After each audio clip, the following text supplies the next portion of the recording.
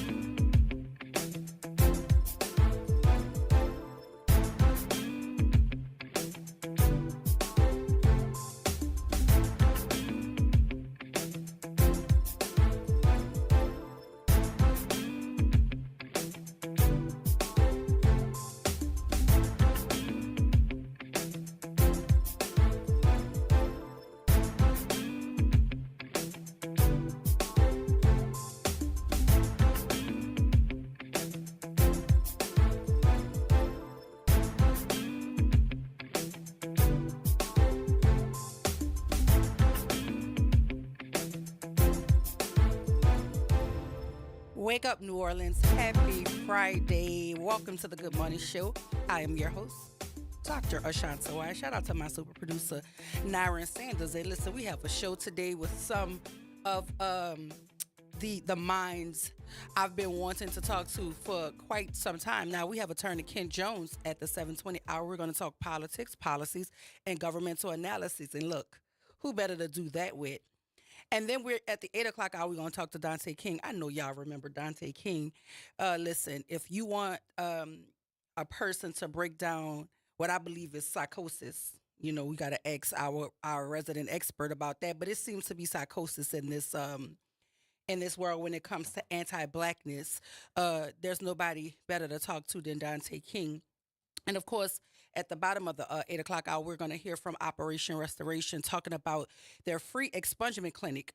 They are hosting for the community in recognition of April being Second Chance Month. And talking about Second Chance Month, I can't wait to talk to Senator Royce Duplessis about the 10-2 ruling that he's trying to now make retroactive. And I mean, that's something that's going to give quite a few of people a second chance at making their appearances in court and trying to get their cases resolved.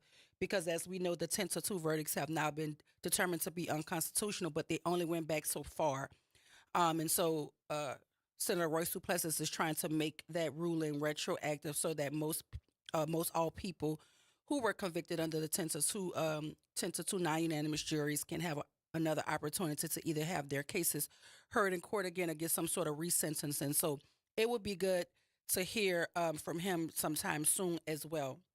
But happy Friday, y'all. I feel like, I'm still trying to find my footing because it's been a minute, but I'm excited to talk to you. And listen, we were talking yesterday about what I deem to be a war on children with this bill that the Attorney General is pushing to have juveniles as young as 14, 15 years old having their cases heard in adult court, which she is deeming to be just a venue change.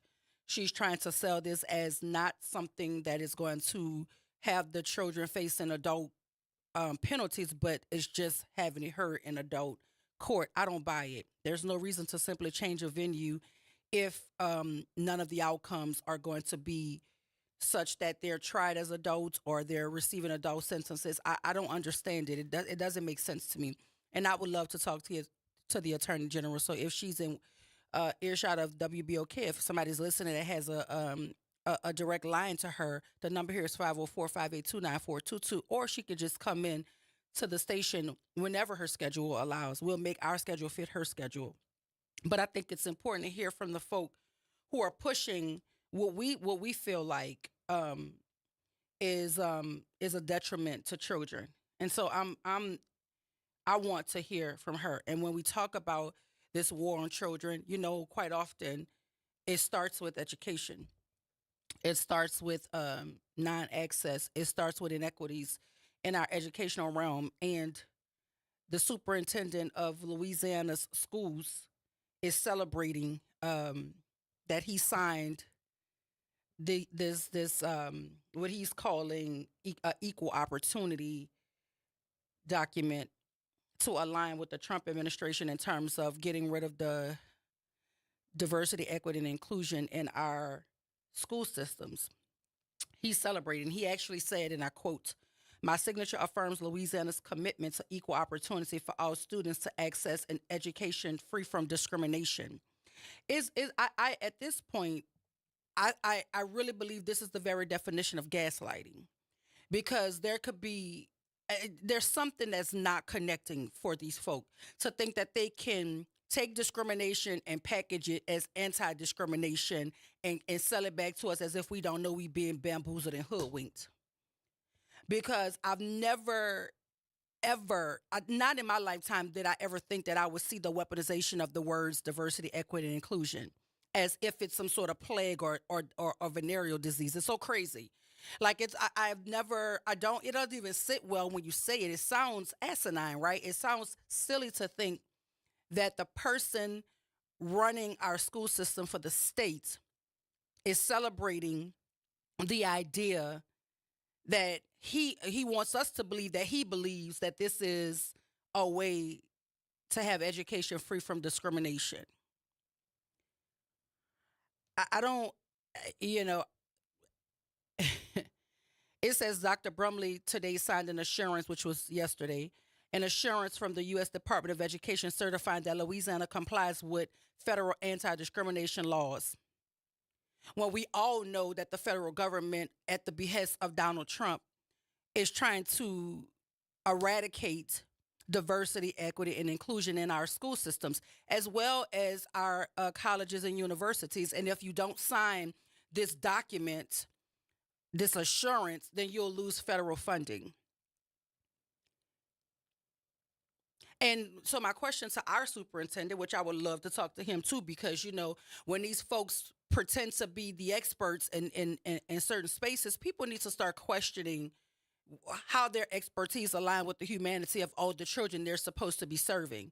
Because as the leader of Louisiana schools, certainly he has to understand that he's also in support of the closure of the Department of Education, where the federal monies would ultimately come from. But it is my understanding that the Trump administration is trying to close the department and then take the responsibility of the department and send it elsewhere to other departments. So this department will handle this and that department will handle that, but they just want the entity that is a department of the Federal Department of Education to close.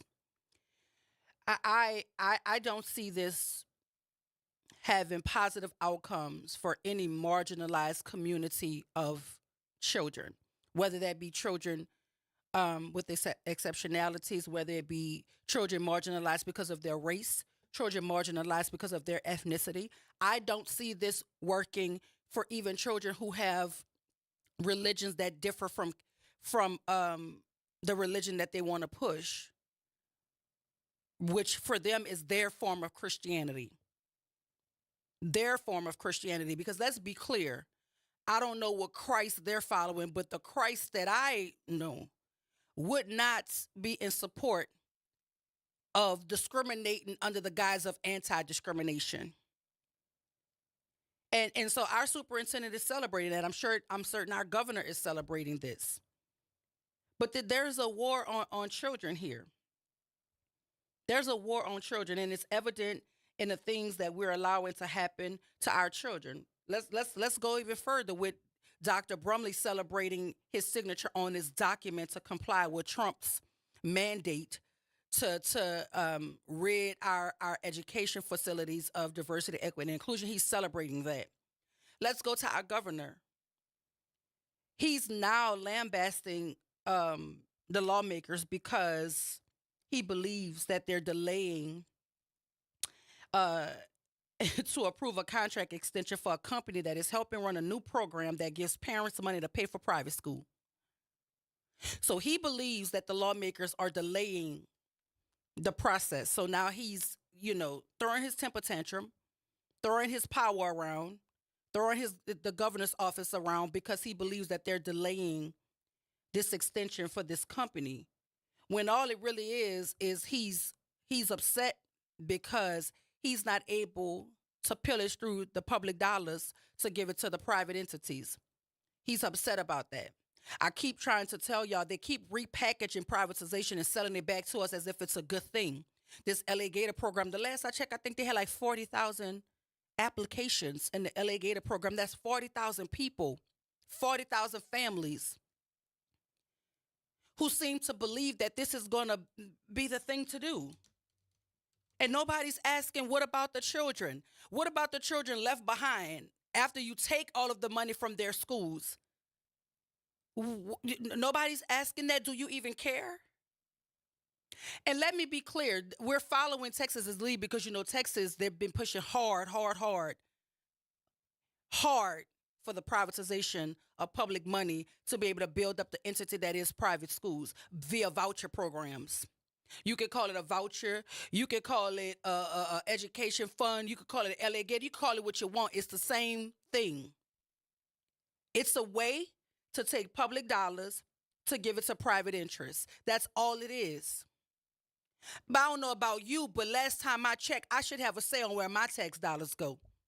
And if my tax dollars are for public schools to make certain that the children in my communities, in my neighborhood, have access to a free and appropriate public education, then I don't want to see my public money going to a private entity that don't even value the humanity in my children. I don't want to see it. And then the crazy thing is these educators quotation marks, don't even have to have the credentials that public school educators have to have.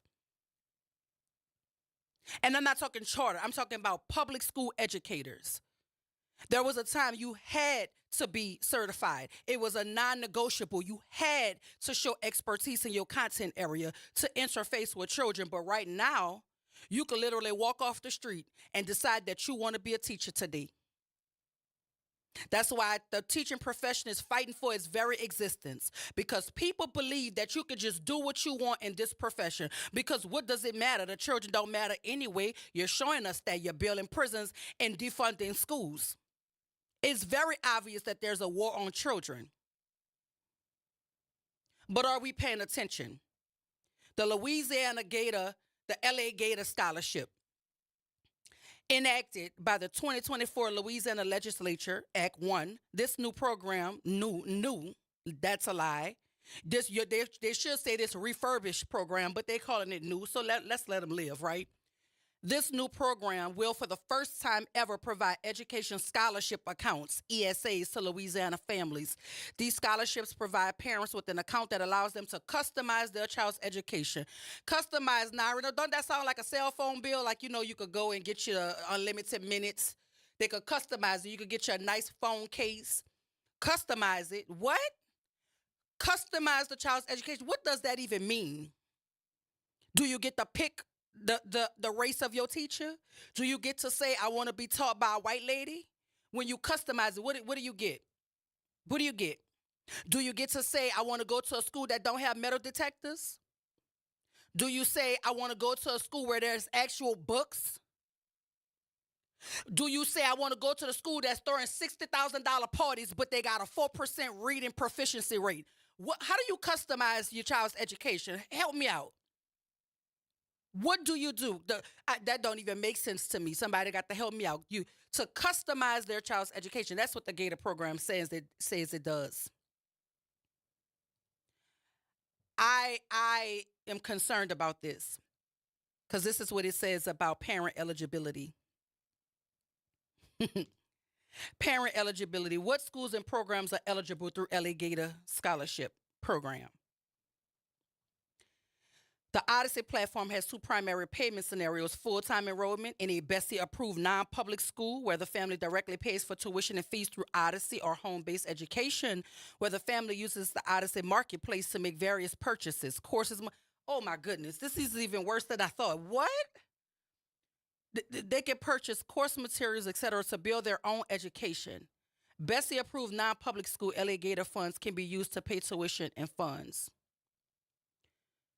A non-Bessie approved non-public school can apply and be included on Odyssey Marketplace to offer courses and services to be purchased individually, but they will not be able to be included among the full-time Bessie approved non-public schools option where families can pay for tuition and fees for the entire year and quarterly installments.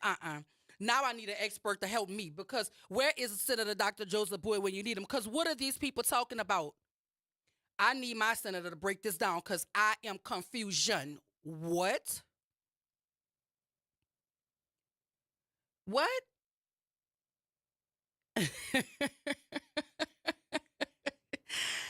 I listen, I'm laughing because the tuition donation tax credit program, I see it says ACE scholarships.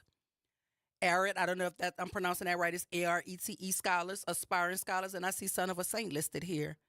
So maybe Sonny can help me understand what this LA Gator program is all about. I am confusion. Because, see, when I hear ESA, I hear money being pillaged from the public school system, and I hear money being deposited in the private sector. That's what I hear. But if I'm wrong, I can stand to be corrected. Let's talk about it. I'm confused. This is not making sense to me. What's going on here? They could customize their child's education. There is a war on children happening in this state in particular.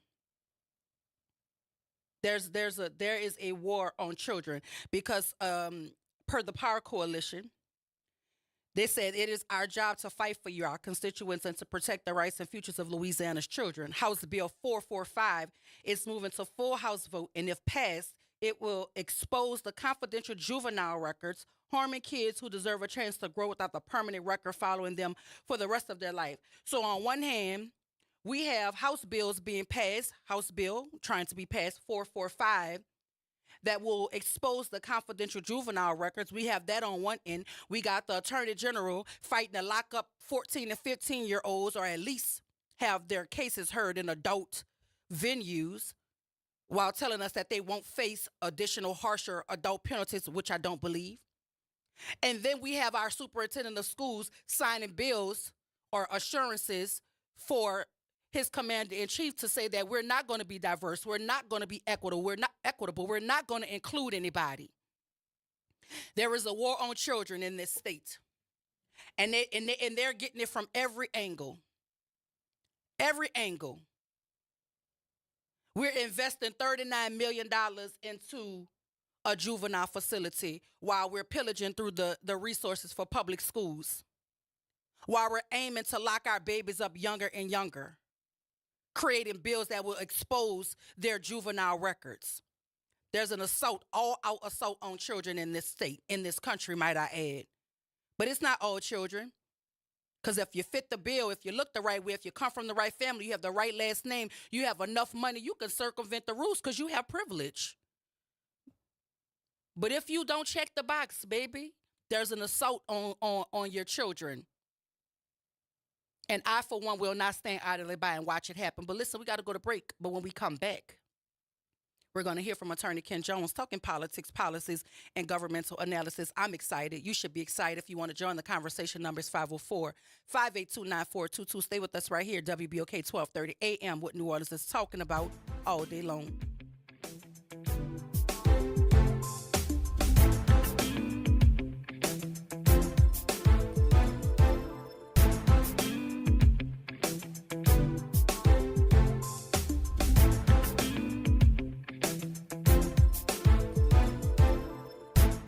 Good morning and happy Friday. I'm Morgan Lentis with WDSU News, and here's a look at today's headlines. It is a jam-packed festival weekend across southeast Louisiana. Several big events will bring visitors to our area for great food, fun, and music. The second day of Jazz Fest kicks off at 11 a.m. Casey Musgraves is the headliner tonight. Lil Wayne and the Dave Matthews Band will also perform this weekend. And in Plaquemines Parish, the 21st Annual Parish Seafood Festival will run today through Sunday in Belle Chase. Admission is just $5. Kids 12 and under get in for free. Gates open tonight at 6 p.m. and again Saturday and Sunday at 11:30 a.m. Then in Tangipahoa Parish, the Tikva Italian Festival kicks off today. From pizza to spaghetti to cannolis, you can taste the flavors of Italy all weekend long. Tonight's fun goes from 5 to 11 p.m. Then Saturday and Sunday, gates open at 10 a.m. And we can't forget about the Zurich Classic, which starts today for day 2 of play. It continues all weekend in Avondale. And finally, a reminder, the last day to cast your ballot early in the upcoming election is tomorrow. Polls are open 8:30 to 6 at your local registrar of voters office. You have until Tuesday to request an absentee ballot and until May 2nd to return it. The election is next Saturday, May 3rd.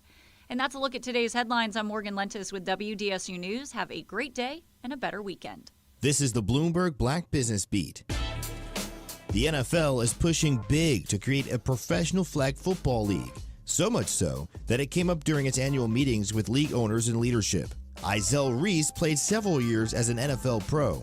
Now he's CEO of RCX Sports, a leader in youth sports and events. Plus, he's executive director of NFL Flag, the official flag football youth league of the NFL. Reese spoke to Bloomberg about why he's passionate about getting more young people involved in flag football. I think it brings females now into football in a major way. So now you're getting both boys and girls of all ages playing the sport. And it's fun. It's exciting. It's fast paced. Everybody can score a touchdown. And it's just so much engaging and involved with it.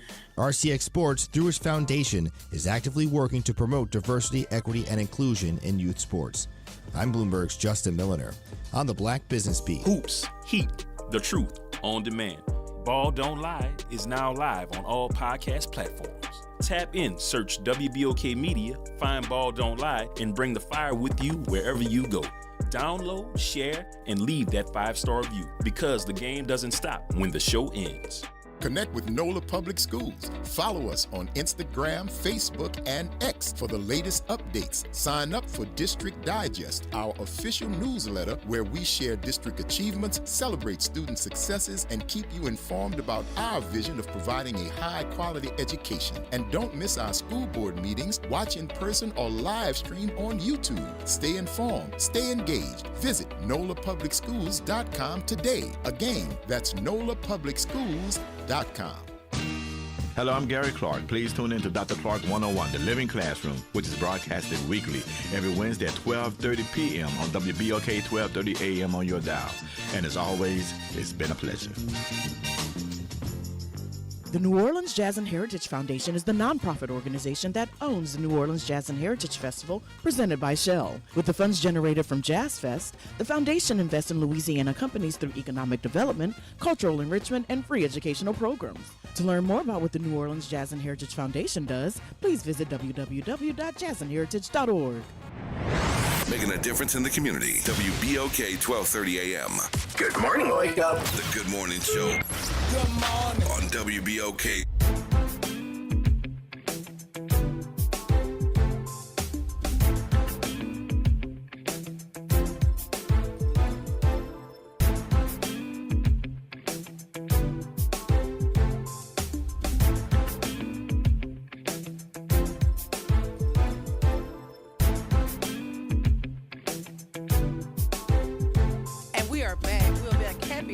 Everybody, welcome back to the Good Morning Show. I'm your host, Dr. Ashanta White. Shout out to my super producer, Nyron Sanders. You can't start talking till he start pointing.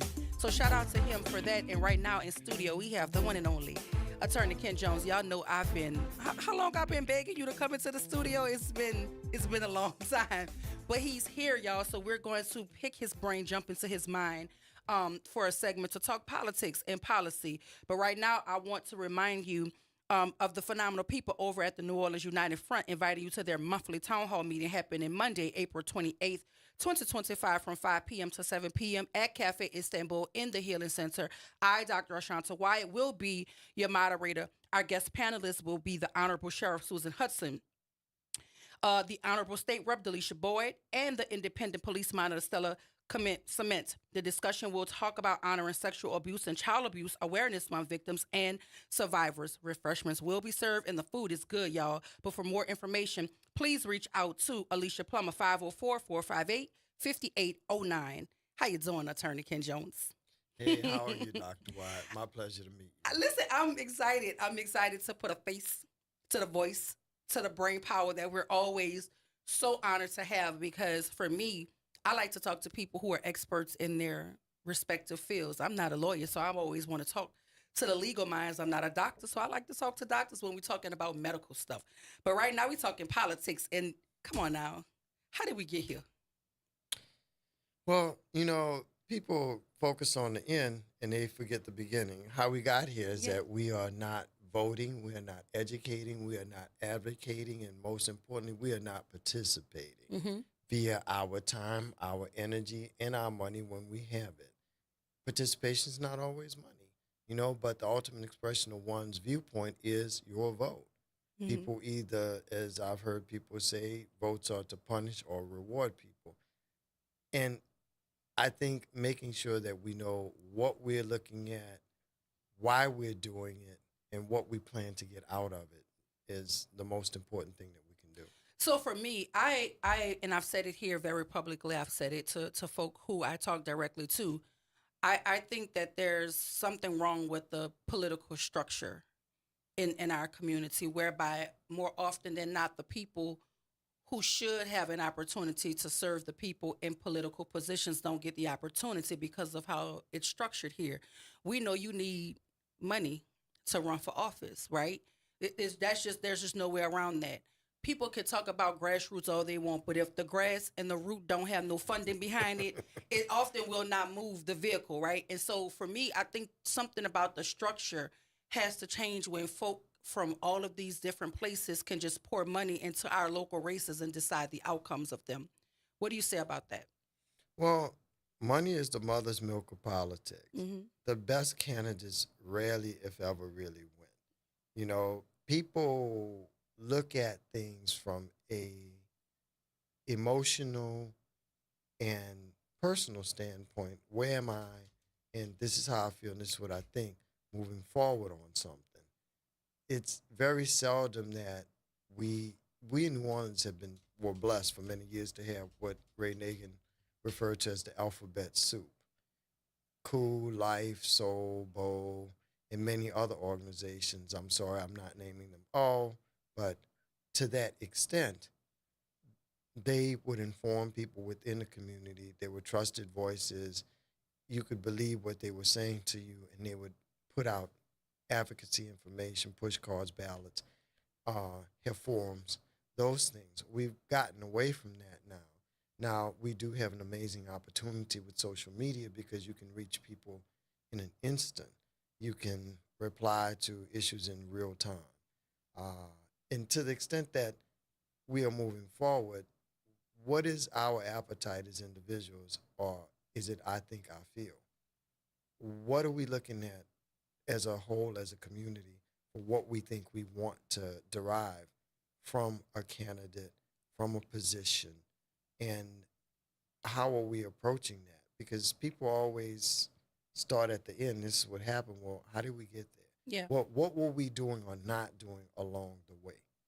And I often talk about New Orleans East on the microphone because I think that far too often that is a section of our community that is often forgot, and so they need their voting block, right? Because the East they come out and they vote often, regularly, but it seems every time the conversation is negative, they want to highlight the East in terms of like crime, right? They highlight it, and it's almost like a running joke, but it's kind of, to me, is disrespectful in the fact that you talk negative about this part of our community, but that part of the community, they show up and they participate in their duties to make certain that their voices are heard in the voting booth. How can we make certain that that voting block is honored in the way that it should be in terms of who we're putting up and who we're putting our collective power behind? Because I don't think anybody could win citywide without New Orleans East. That's just my opinion. And so why is it that if that is the case, then it's almost like it's the part of the city that hope forgets, other than when it's time to vote? Like, what do we do about that? That was a crown jewel. That was the place to live at one time. You know, it was like you wanted to live in the East. That's where the black home ownership was. What are we doing as a community when we don't protect our crown jewels, when we don't protect our assets, when we allow outside entities to come in and create narratives around certain things to demonize it and destroy it? And then before you know, you're looking around and they buying it up. You know what I mean? That's where they want to go. How do we combat that? Like, why aren't our leaders, the people we're putting up in service to us, why aren't they pushing back against what I believe is an attack on this city? I would say this. Money talks, votes talk, everything else walks. Mm-hmm.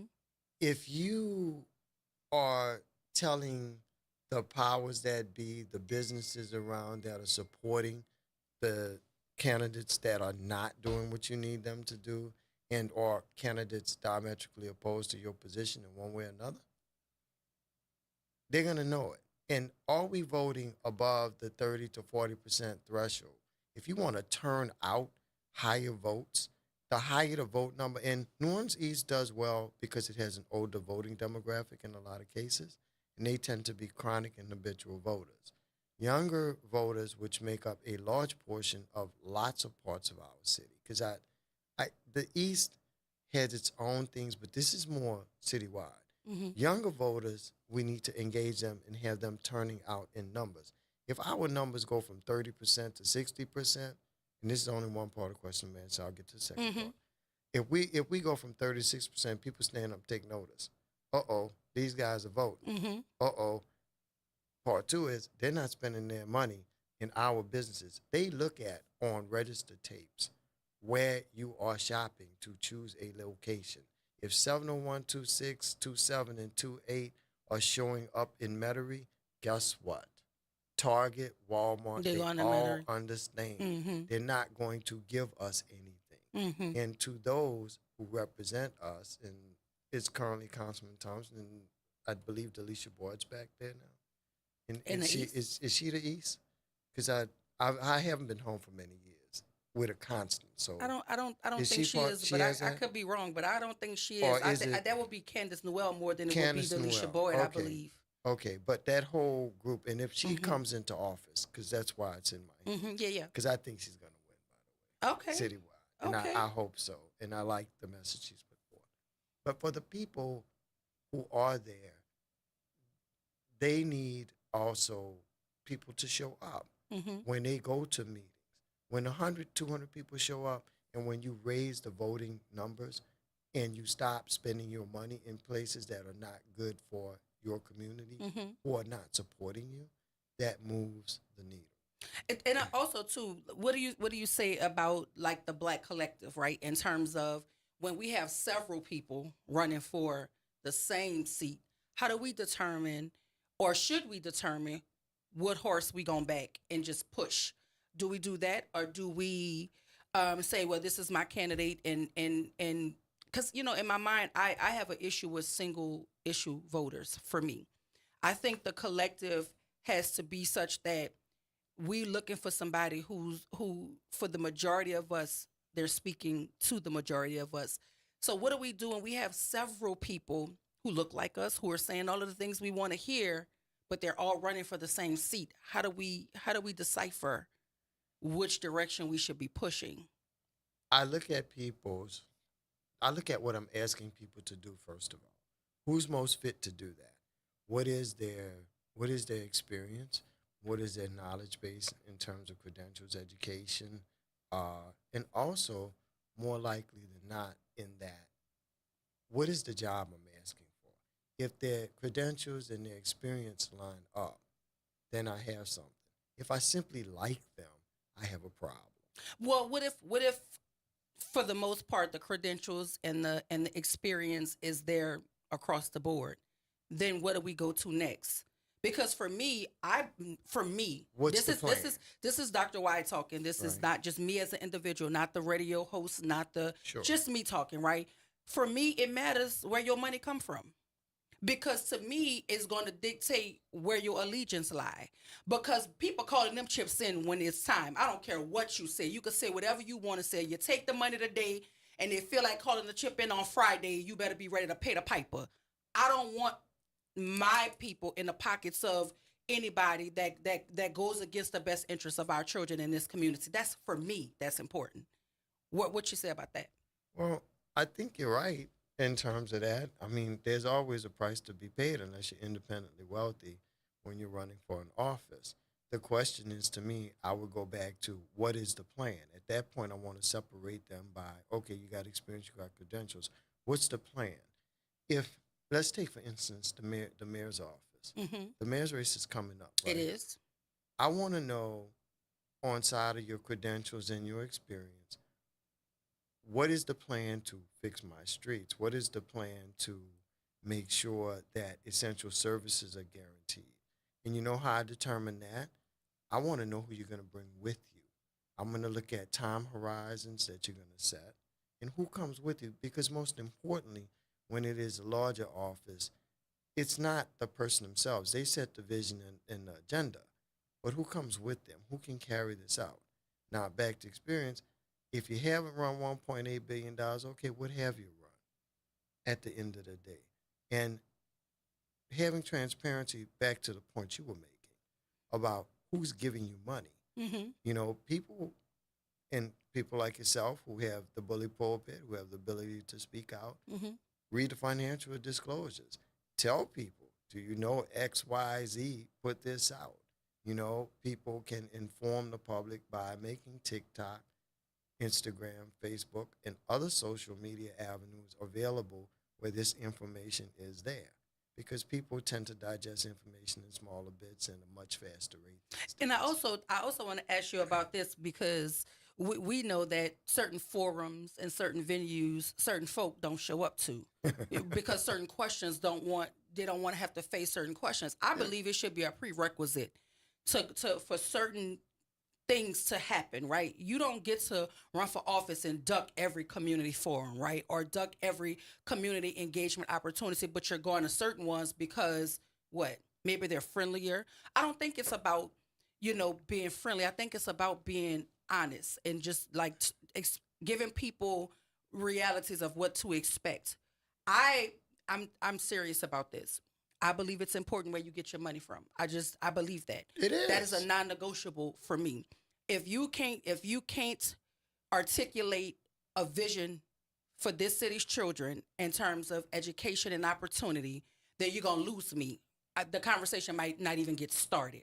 There has to be, in terms of the mayoral seat, what are we doing to protect the city of New Orleans? That is what I want to know. Sure. Because just like I believe that there's an all-out assault on black children, I believe there's an all-out assault on the city of New Orleans in terms of owning it and controlling it. So where does the mayor fit in terms of the protection to this city when we have state government that seems to want to be very adversarial or very aggressive in its handling of the city of New Orleans? Where does the mayor's office fit there? The mayor sets the tone for what the city will and should do in that situation. The mayor says, this is what our position is, this is what we're doing, and that mayor should be backed by the council. It should not be what we have currently.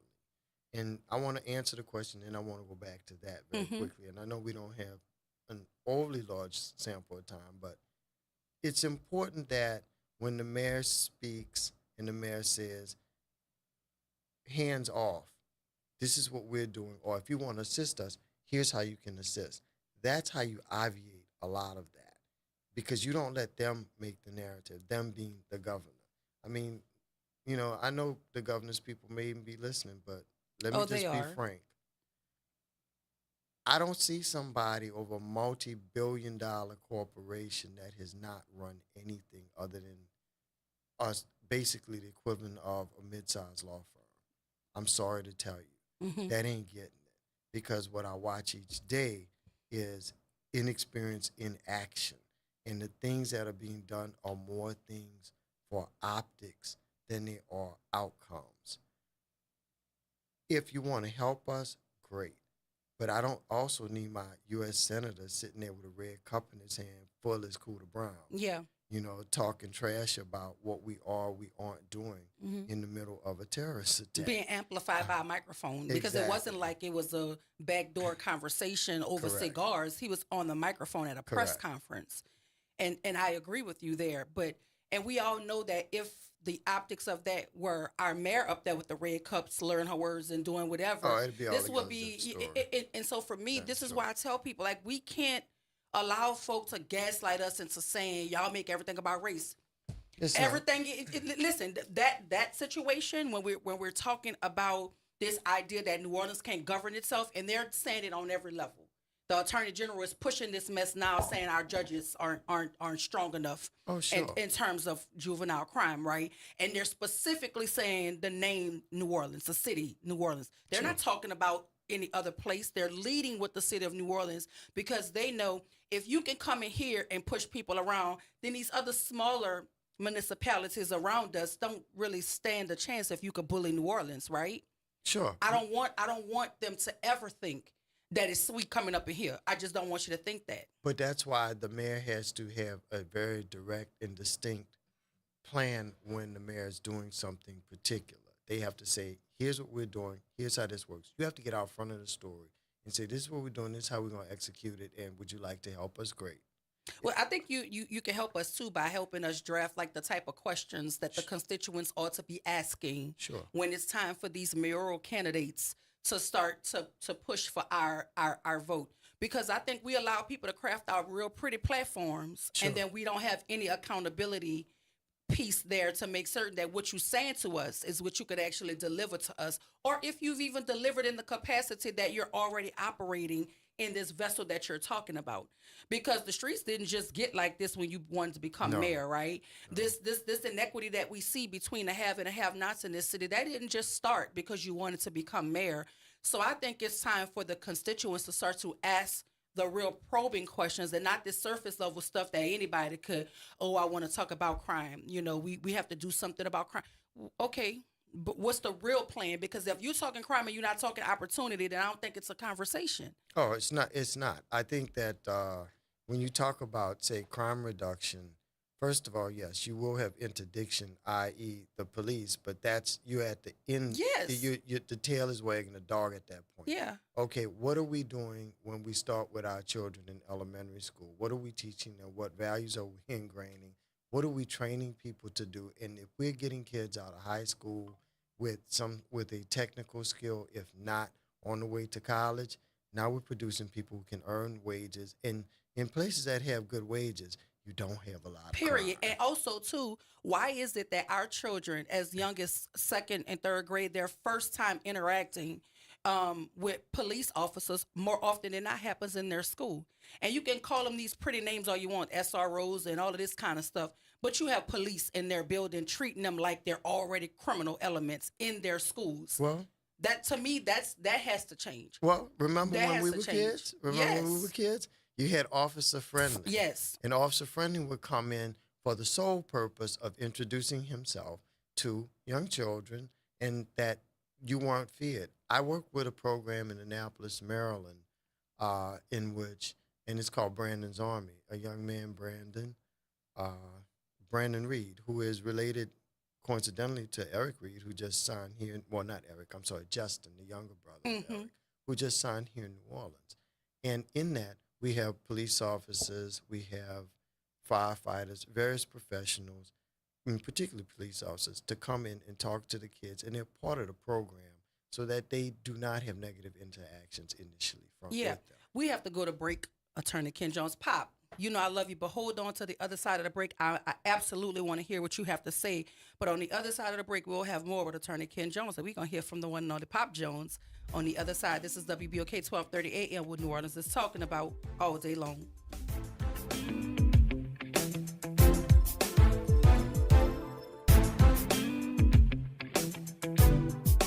This is your news update for WBOK from WDSU.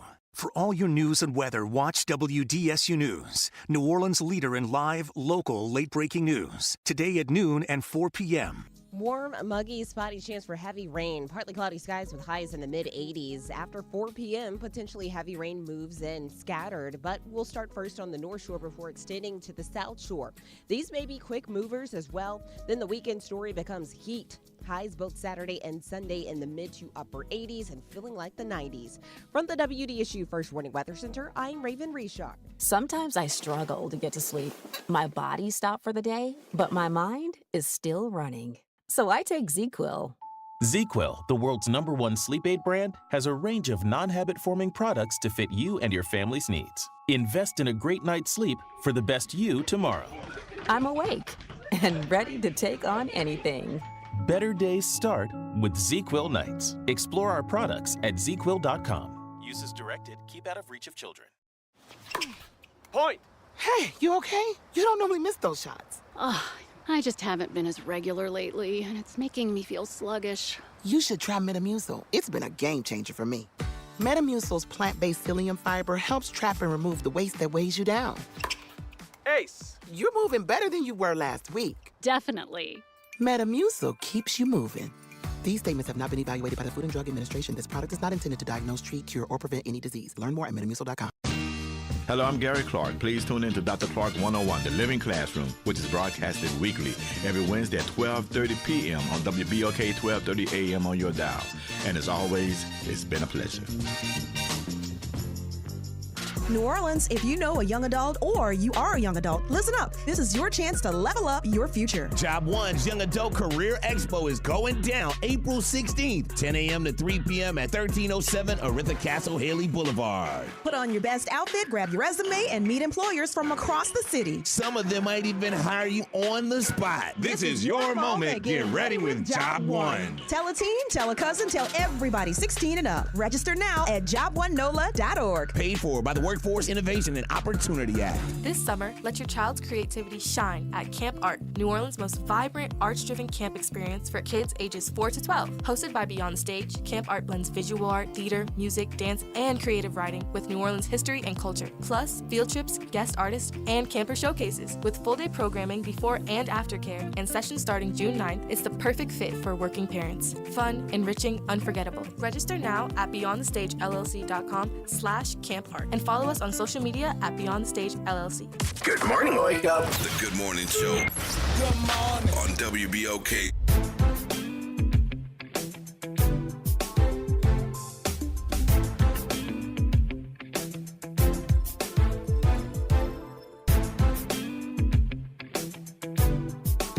And we are back. Welcome back to the Good Morning Show. I am your host, Dr. Ashanta White, and in studio with me, I have the one and only Attorney Ken Jones. We're talking politics and policies, and we have Pop Jones on line one.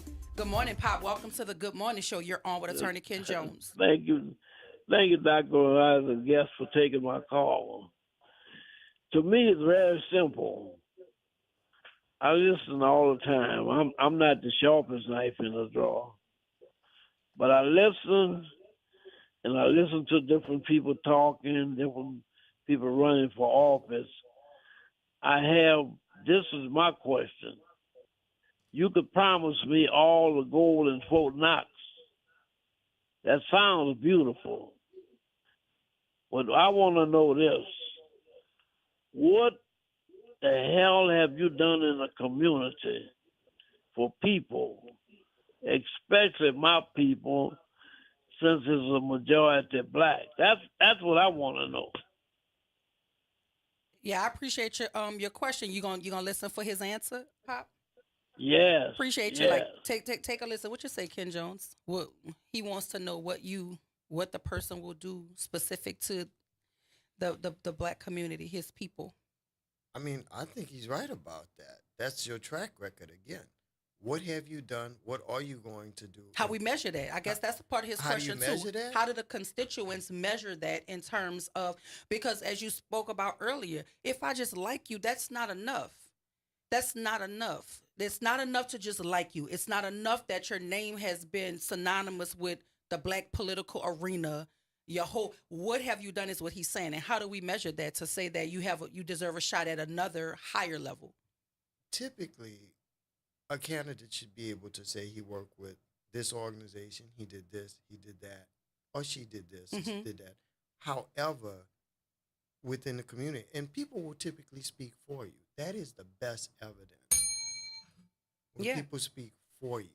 Well, listen, Miss Alicia Plummer is online too. Good morning. Welcome to the Good Morning Show. You're on with Attorney Ken Jones. Good morning, and let me say I wholeheartedly agree with Pop. Hey, Pop Jones, I hope you and the First Lady are doing well. I want to, I kind of disagree with Attorney Jones on a couple of things. First off, I don't believe in the mayor being that strong where the council has to cede to her. I like the independence of this council that we have. Let me remind you, under Mitch Landrieu, we had to go along and get along council. If you all remember, we all had 2 pickups a week for our trash. It was under Mitch Landrieu that our trash bill went up and we got less service. That was done because when Stacey Head won the at-large seat, those council people get the opportunity to replace them as an interim until the permanent is elected. Well, he held her from submitting her suggestion because he knew he wanted to do what he did with Sewage and Water Board. So what he did was he got 2 council people to not show up for a whole 30 days, or it might have been a little longer, to be able to give him the opportunity to place someone in that seat who's going to vote the way he wants them to vote.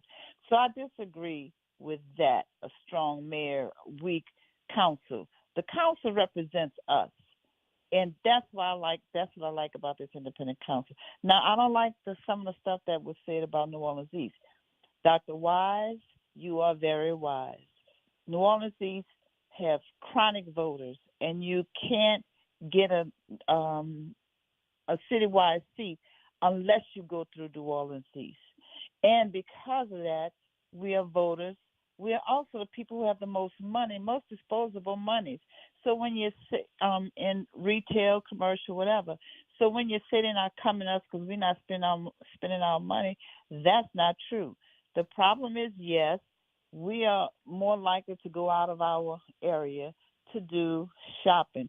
But all of the national brands in New Orleans East, historically and now, have the highest sales in this city and in the region for these national brands.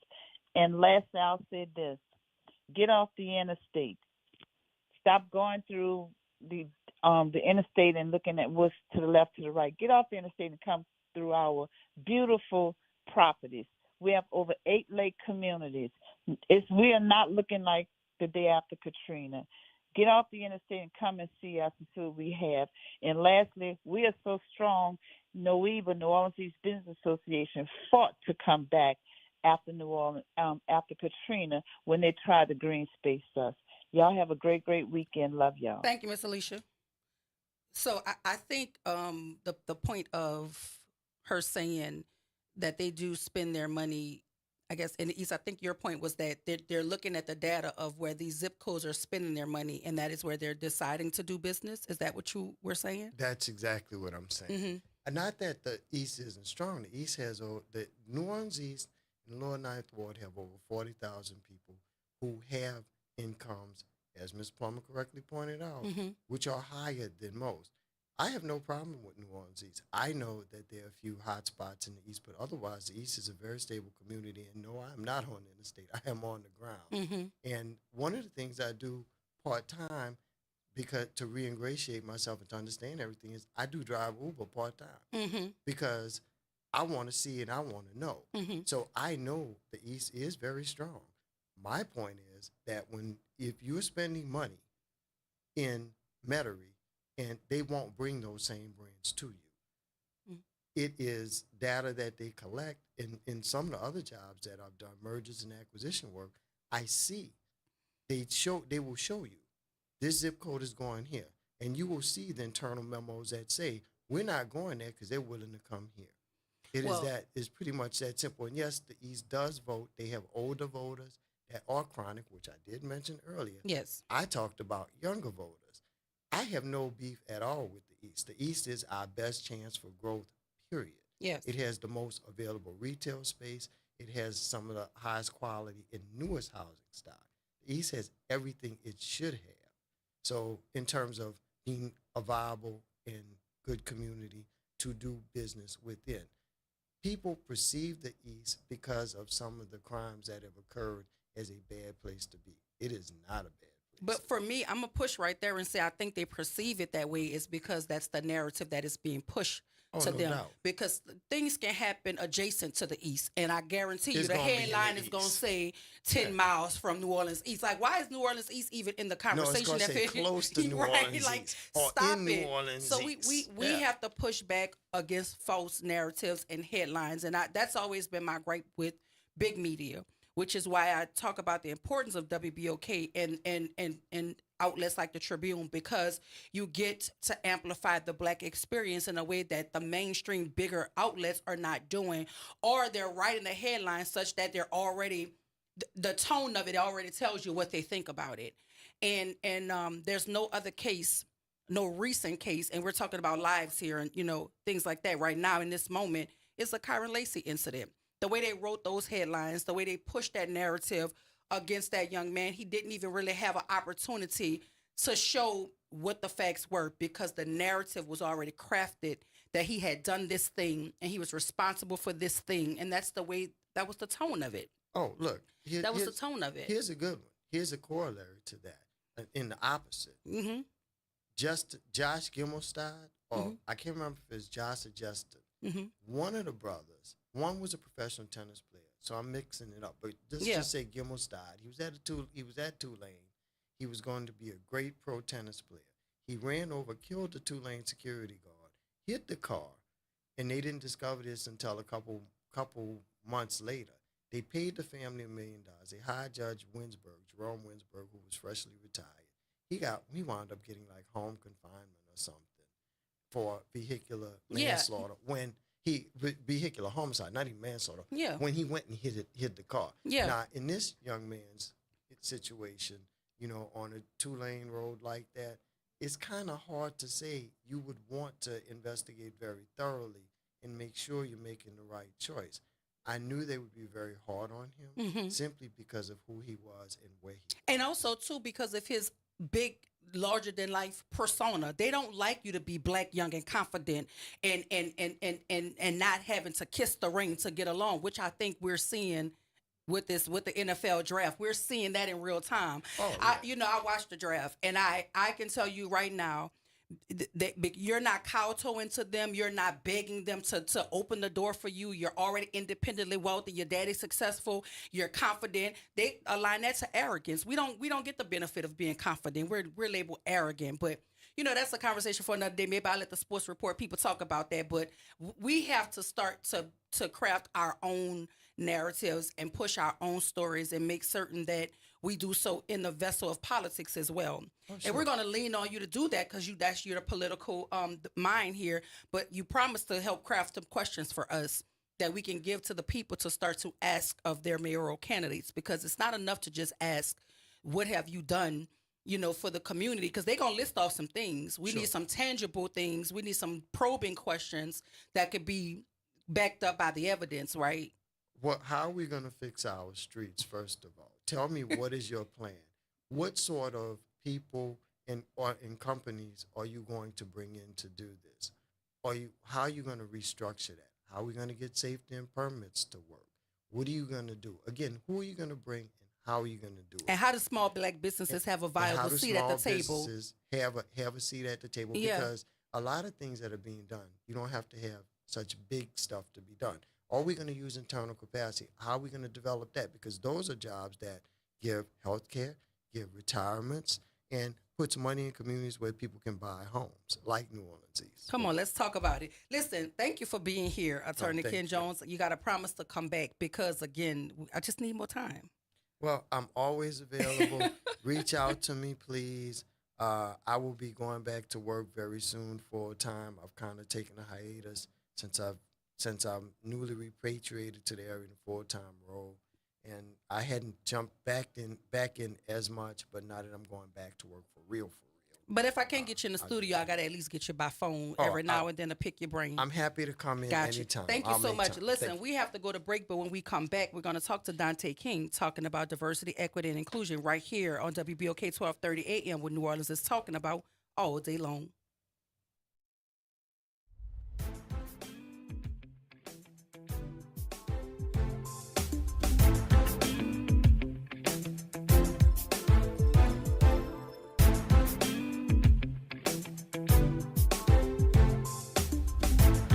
WBOK New Orleans, home of the Good Morning Show, 7 to 9 a.m. weekdays. This news report is brought to you by New Schools for New Orleans. I'm Bree Wood with 4 things you should know with BIN News.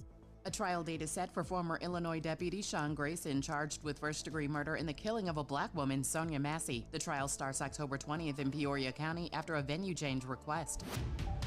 Sniper units and fighter jets will secure Pope Francis's funeral at the Vatican on Saturday. A no-fly zone is in place over Rome, Italy, with police checkpoints and X-ray scanners for those entering St. Peter's Square. The Pentagon is resuming gender-affirming care for transgender service members, including surgeries and hormone therapy, as of April 21st. This follows federal judges blocking the Pentagon's ban on transgender service members last month.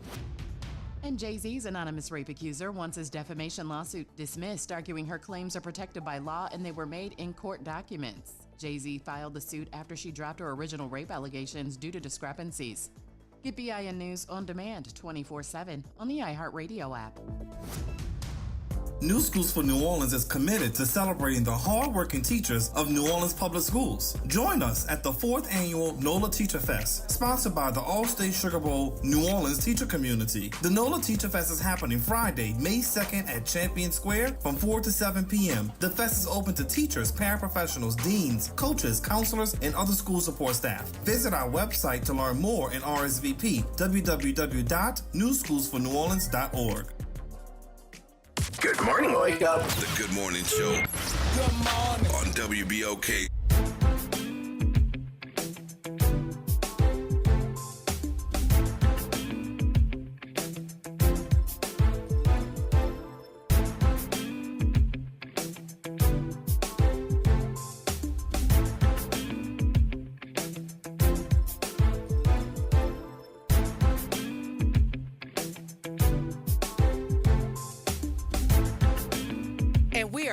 Welcome back to the Good Morning Show. I want to thank Attorney Ken Jones for joining us this morning, talking politics and policies. I also want to thank Miss Alicia Plummer, Pop Jones, for calling in to push our way of thinking about things and to kind of make certain that we focus on the main thing. Let the main thing be the main thing. So thank you to the callers. Thank you to the WBOK listening audience. I know y'all probably acting up in the chat. I just haven't gotten the opportunity to see it.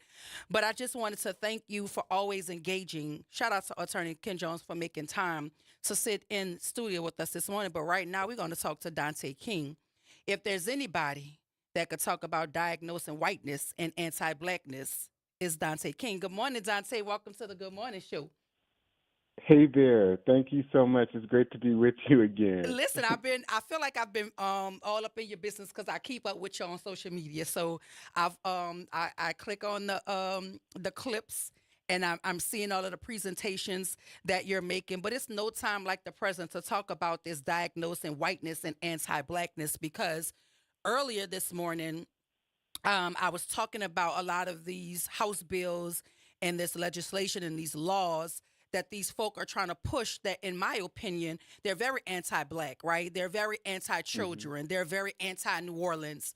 And so I was glad to see you on the lineup this morning. So welcome back. They are, and I agree with you wholeheartedly. I also want to say that I follow you and I keep up with you too. Thank you. Thank you so much for the continued connection that we've established. Absolutely. And so I want to be able to pick your brain in a little bit of time that we do have. But when we're talking specific to this assurance letter that the government is sending out, that the Trump administration is sending out to our K-12 schools and our colleges and universities, we see that Harvard is pushing back. Harvard is actually taking them to court. Because right. he's threatening he was threatening to strip them of their funding if they didn't get in line with this anti-diversity, equity, and inclusion stuff. And then he comes back and he says, "Oh, it was a mistake. Y'all got the letter by mistake." What do you make of that? Well, I make of it that the Trump administration used as a political tool, as a political football, this moniker of DEI that they campaigned upon in terms of ridding American institutions of diversity, equity, and inclusion programs and or initiatives. What we've seen in recent months is a focus on not just programs that serve to create avenues of access to people from historically marginalized groups and communities, but an inherent focus on, we should scrub the history of this country clean. And so they're going into the classrooms and they are challenging content. They are challenging academic freedom. And that's where Harvard drew the line, because what the Trump administration is doing, and I believe to a degree they're very aware that they're doing this, but they are, to your point, being very anti-Black. Like, they are driven by white supremacy and white narcissism, and they have been driving a political conversation around stripping U.S. institutions of DEI programs. Now, here's why they rescinded or did somewhat of a 180 or U-turn, is because they have not the White House has not clearly defined what they are targeting when it comes to DEI.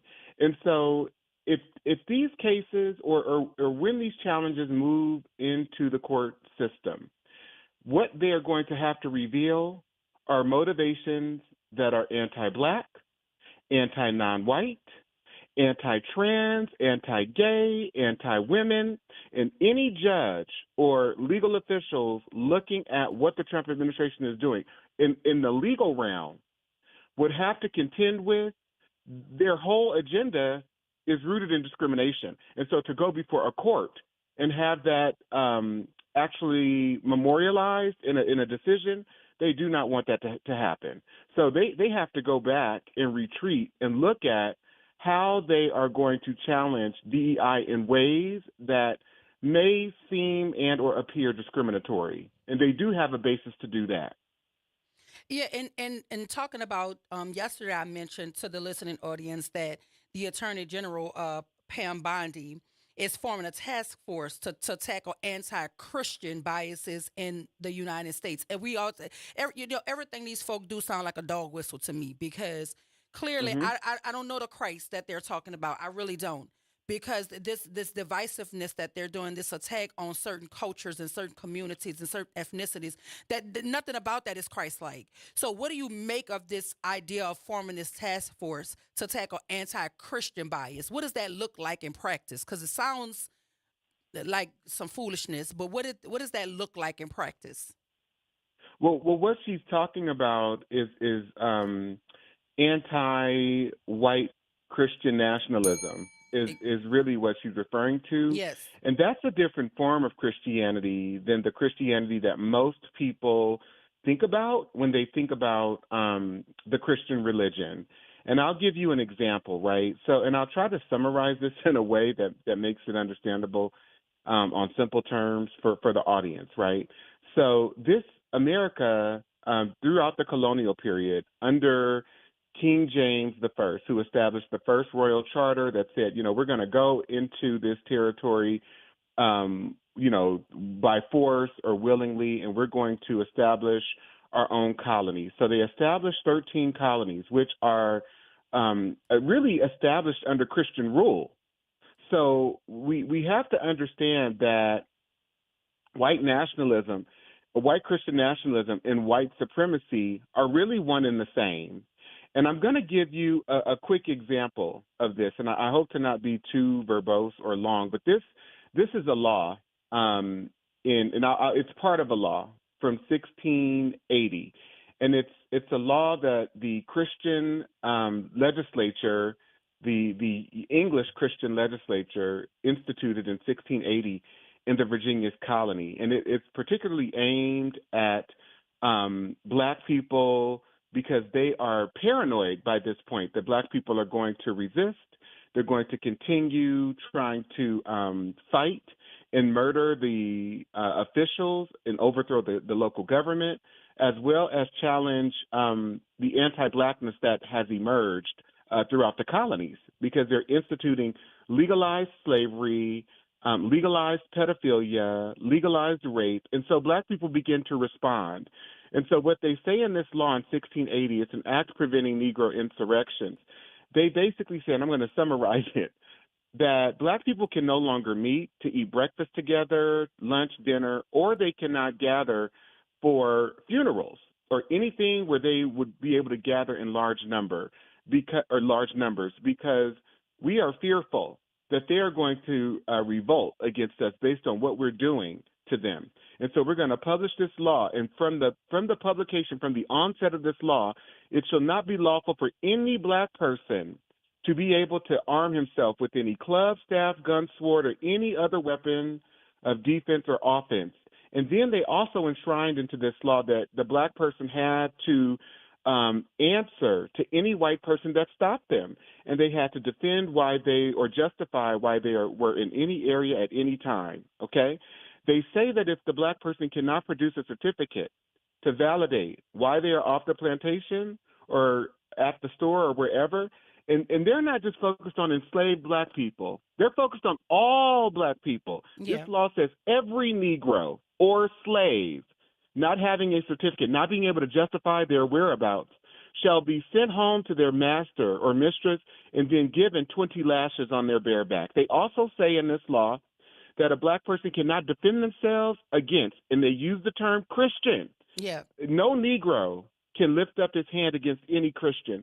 The other last part of this law says that anyone can murder Black people with impunity if they resist being apprehended, and you can kill them without any consequences at all.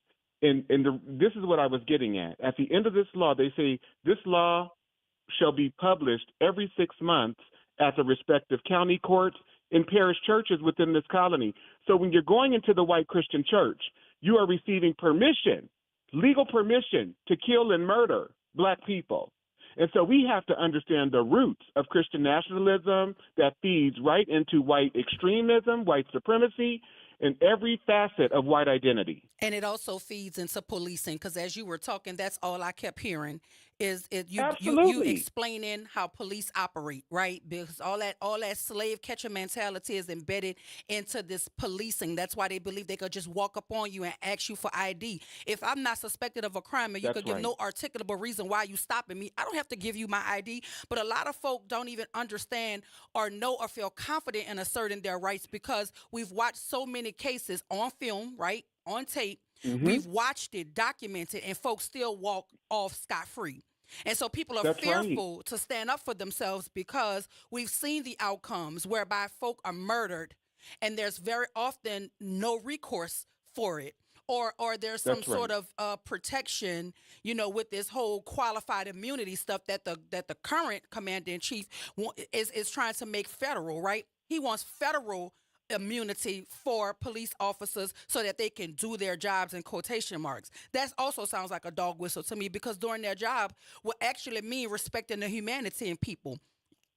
That's right. And so we have to understand that a culture that functions on psychopathy, and I define white psychopathy in my book, which is a mindset, right? It's not just white people, but it's a mindset that they've been trained, that they've been able to train into not just white people, everyday lay people, but all of us. And so I talk about this functioning, the historical and perpetual functioning of white people and subjects of white people in relationship to themselves and non-white people, specifically black people, and that it is a psychologically ingrained need to oppress people that they characterize or perceive as black people as the main way of sourcing and retaining value. And so what you're talking about is a lack of humanity that is the foundation of this culture. And so we have to investigate and understand, to your point, right? And this is what the connection that I made during my research process was that, to Dr. Wyatt's point, all of these laws require a policing body to enforce them. And so you have legal law enforcement agencies throughout the colonial period and throughout the evolution of the United States that are enshrined in American culture to protect the rights in the space of white people. And that is what it is designed to do throughout this entire process. You also have a culture that is unfolding and evolving, that is not only training and teaching white people, again, to go out and murder black people with impunity, but it's also creating a permission structure for black people to do it. Yes. Because if the white mistress or master that owns, Keith or John, appoints Dante to then give Keith or John 30 lashes, what is the cultural relationship that is developing between black men psychologically? Which is why this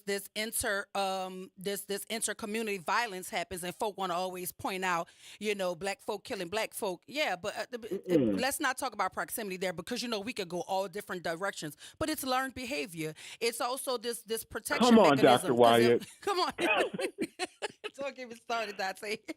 Do not get me started. But you know what I take solace in when I think about this attack on diversity, equity, and inclusion? It has magnified the incompetence and the mediocrity of these people who think that they are superior, right? That's what it's done. Because if you're going to strip all of these entities of all of this knowledge, this wisdom, this expertise, you're left with Pete Hegseth talking about war plans on an open chat line, right? Sharing it with his wife, drinking on a job. We have a Secretary of Health talking about he never heard about autism and different things when he was a child.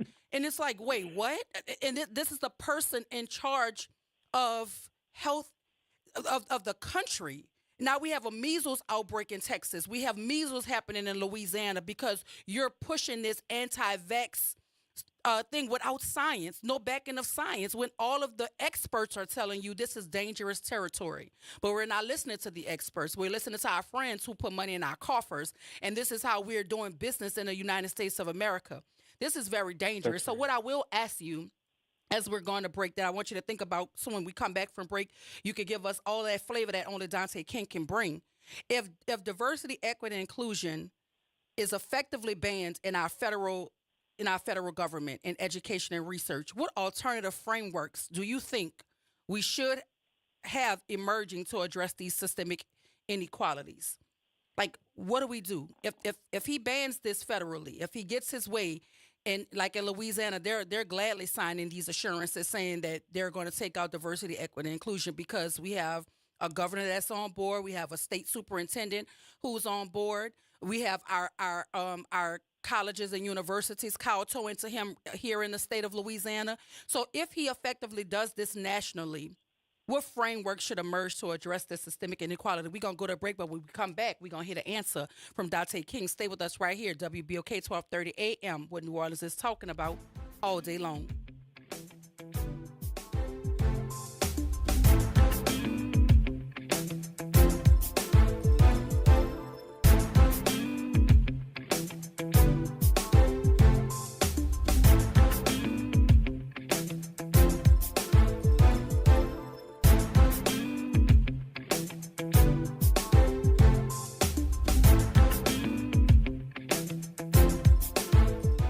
Good morning and happy Friday. I'm Morgan Lentis with WDSU News, and here's a look at today's headlines.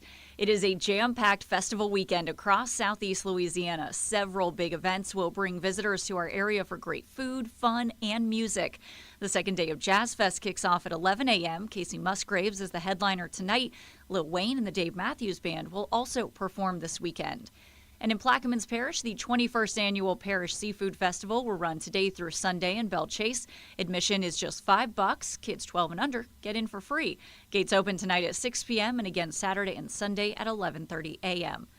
Then in Tangipahoa Parish, the Tikva Italian Festival kicks off today. From pizza to spaghetti to cannolis, you can taste the flavors of Italy all weekend long. Tonight's fun goes from 5 to 11 p.m.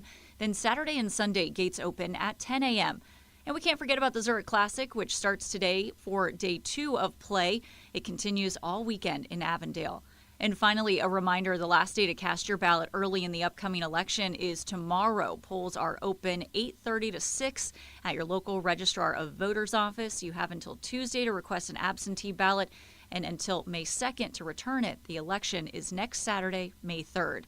And that's a look at today's headlines. I'm Morgan Lentis with WDSU News. Have a great day and a better weekend. NOLA Public Schools is excited for the rest of this 24-25 school year journey with our families, watching our students dive into learning, growth, and success. As the school year continues, our dedicated educators are focused on keeping every student engaged and motivated. Let's keep embracing new challenges, celebrating achievements, and supporting each other to make the rest of this year even more impactful. Stay connected with your school and NOLA PS through our social media channels for updates and resources. We're here to help our scholars attend today, achieve tomorrow. The National World War II Museum, located in the Warehouse District of New Orleans. The National World War II Museum tells the story of America's experience in the war that changed the world, why it was fought, how it was won, and what it means today. Visit them online at www.nationalww2museum.org for time tickets and safety information. Making a difference in the community. WBOK 1230 AM. Good morning, Wake Up. The Good Morning Show. Good morning. On WBOK.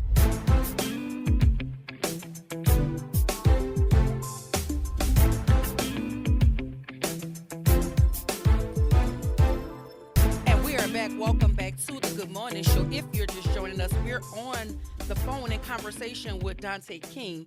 He is the author of Diagnosing Whiteness and Anti-Blackness, and he's right here with us, breaking it all down like a fraction. Welcome back, Dante. So before the break, I was asking about this idea of a federal ban on diversity, equity, and inclusion in terms of education and research. If it is banned, what frameworks should emerge to address systemic inequality? Well, we have frameworks already in place. And I think the attack on diversity, equity, and inclusion is more so an attack on language, because we already have laws in place. For example, the 1964 Civil Rights Act, which says at a federal level that discrimination is illegal. And there are certain protected classes, right? We understand race, gender, religion, like we understand, right? But Dante, don't you think, Dante, that that's the direction that they're trying to go, is to undo the 1964 Civil Rights Act? Well, if that is the direction that they're trying to go, then the executive order that was released from the White House a few weeks ago, maybe a month ago now, that specifically highlighted a non-discrimination executive order, which he thought he was being clever by highlighting that whites and Asians are being discriminated against. In the conversation of non-discrimination or anti-discrimination, in terms of the legal system, you have all groups are implicated. So there should be that executive order as well as the law. Well, let me say this. That executive order is in support of the 1964 Civil Rights Act. Little did Trump know it, or his administration. So if that is the case, then the way that they just moved is a contradiction to what they believe they're trying to cure. But see, these people, and you named it, are not smart. These are not even just mediocre people. These are inadequate people. Yes. These are people who are incompetent, who are not smart, who are unqualified, not just underqualified for their positions. And I think we must amplify this point, because I also want to speak to your audience for just a second and say to the Black people who are listening to this conversation and hearing my voice, please relax on yourself. Please relax from having such high expectations of yourself, of your children. I am not saying don't do your best. I am not saying don't apply yourself or don't try. I'm saying relax from the idea or the attachment to a belief that says that if you work hard, you will get what you deserve or get where you need to go. We understand as Black people that that is not true. We also understand that what is on the table for white people is that they do not have to work hard. They don't have to apply themselves. They don't have to be adequate or competent or capable. And ceaseless opportunities will unfold. And so what I am saying to you is do not spend your life applying the same standards that white people have applied to you and attaching yourself to this belief and value system that really is delusional, because we will never see or get what we deserve in this society. It is a society based on white malignant narcissism, and it was not intended for us. And we see right now that we have a felon in the White House who is the president, who was not only charged with trying to pay off a porn star, but this man was also convicted in a civil court or case when it came to sexual assault. And was then he impeached appoints twice. someone who was also accused of rape. Twice Would impeached. you say? Yes. Yes. We spoke to this incompetence, right? And I want to add that I believe even for the ones who may possess some modicum of competence, their racism undermines it. And so when you're trying to make policies and laws and legislation to further demonize and marginalize and oppress certain groups of people, then the little bit of competence that you might have, it can't even show itself because your racism clouds it.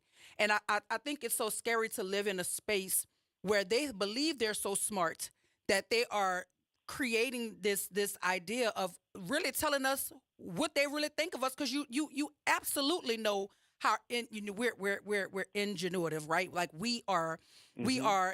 I think the creation of all of this tells me that you fear not only my intellect, but this idea that I'm resilient, that everything you've put in front of me, I've overcome it. Every hurdle you put in my way, I jump over it. So to me, you know what my power is. You know how smart I am. I think everything they're doing tells us and speaks to us about what they really know that we're capable of, right? So my question to you would be this. My question to you would be this. What advice would you give to university leaders and medical educators who are now faced with the choice between following federal funding restrictions or continuing critical diversity, equity, and inclusion work? Well, take out the language diversity, equity, and inclusion and focus on leveraging the title programs and the Civil Rights Act of 1964, and also train people at the university to understand at every level how favorable white bias is taking place and how anti-non-white and anti-black bias are cultural realities. They're cultural factors that have been trained into the psychology of this country, because we have to understand that American institutions were founded upon what I am calling in my book, Diagnosing Whiteness in Anti-Blackness, malignant diabolical psychopathy. This country was founded by people who suffer from a collective group disorder upon which a hegemonic society exhibits systematic ill will, ceaseless systematic ill will or hatred towards non-white people, especially black individuals, spread with extreme cruelty, intentionally spread with extreme cruelty or wicked tactics of destruction, showing no empathy or remorse. And so to your point, Dr. Wyatt, you were saying that, the racism, their anti-blackness and their white supremacy supersedes any idea of or any reality of their intelligence or the intelligences that they have. Not only that, it informs it. Yes. It informs it. So we have to then change our definition for what we regard as competent or capable. Because if we have monsters, actual moral monsters, people who are hateful and evil, because they went to an Ivy League college, now that makes them qualified? Absolutely not. It nullifies them. And we need to adopt new language. These are not just racists. As Dr. Bobby Wright said, they are psychopaths. Yeah, and I like the words that you use because to me words matter. They went to an Ivy League institution. That doesn't mean that they actually matriculated through it. They actually earned any degree. They went there because Speak, when you have Dr. the right Wyatt. last name and the right amount of wealth, you could go to any of these prestigious schools because all it takes is your grandfather to put his name on a building somewhere on the campus, and I mean you could go there. Let's be very And clear. Dr. Wyatt, you can pay people to take your tests, your midterms, your Yes. finals. You can have people write your papers. You and I know how this works. Yes, We've we been do. through these institutions. We Yes, we understand. do. We've sat in the room with white mediocre people, Yes. inadequate white people Yes. who just may schmooze and make a good impression on the teacher, and all of a sudden they're flying by. They're passing the class with flying grades. Yes, absolutely. So that's why I tell people all the time, like I'm not moved by anybody's university name being on their resume because here's my thing. I know, the difference between an earned degree and they call them paper doctorates, right? We know the difference. Like don't play with me. And so for me, Right.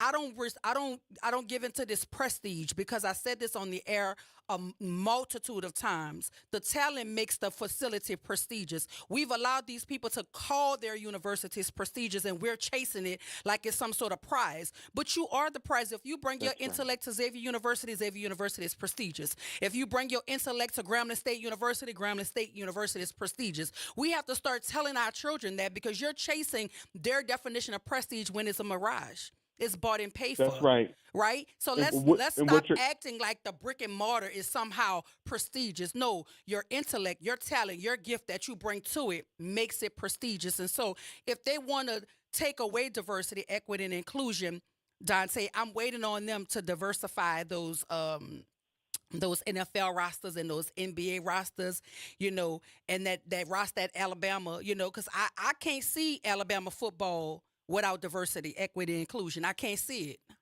How is it going to stand up? LSU can't be LSU without diversity, equity, and inclusion. But they're not going to do that because what we do know that trumps their racism is money. we do know that they got to make the money. So the black bodies have to toil so they can make their money. Like let's be clear. So they know what they're doing. I'm not too sure about that. Come on, because tell I me think about what it. we're seeing now, and I think context is important. So you're saying, particularly in sports, yes, they may not go so far, and I agree with you on that point. Mm-hmm. But I think what we're seeing right now is they are targeting programs. They're targeting businesses that contribute to America's GDP. Their racism is superseding, and even these tariffs that they have levied around the world, their white narcissism and white supremacist attitudes and white racism is in making them or superseding their connection to capitalism. But Dante, let me push there. Let me push there for a second. You know what I believe is the reason? Is because I think they miscalculated. I think they underestimated black buying power. I don't think that they ever saw this thing as being like Target. I don't think Target thought for 1 second that they would be in the critical condition that they're in if they align themselves with this idea that they want to roll back diversity, equity, and inclusion, because I don't think that they thought that we were going to pull back our money. I think they thought, I'm going to do this and they're still going to come. They're still going to come because they might be mad for a day or two. They might even be mad for a week or two. But they'll get over it. That's what I think they miscalculated, and that's what I believe. You're talking about I really and truly believe that. I don't think they thought that we had the wherewithal to actually hold tight to it. I think they miscalculated. I really and truly believe that they thought it would just be like a little fly by night thing. They didn't see it lasting as long as it's lasting to affect their bottom line. I mean, that's just my perspective, Dante.